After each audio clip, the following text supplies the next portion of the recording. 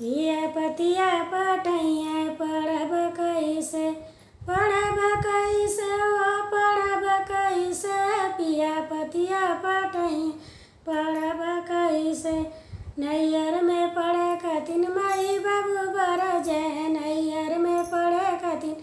माई बाबू बर जय माई बाबू बर जय ओ माई बाबू बर जय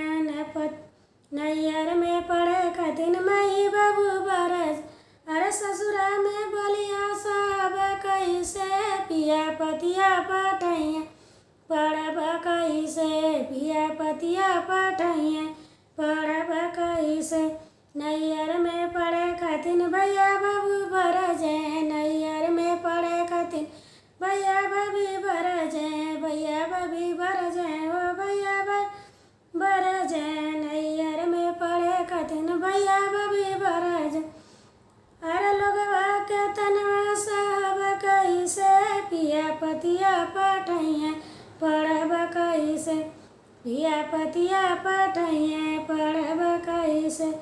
लौरा देवरवा बुझे नाई बतिया छोटकी नदिया लड़े हमसे पिया छोटकी नदिया लड़े हमसे पिया पतिया पटैया पढ़ब कैसे पिया पतिया पटैया पढ़ब कैसे पिया पतिया पटैया पढ़ब कैसे बिटिया पढ़ावे कथिन करे सभी बाधो बिटिया पढ़ावे कथिन करे सभी बाधो बिटिया पढ़ावे कथिन करे सभी बाधो ससुरे में बिटिया सहेलिया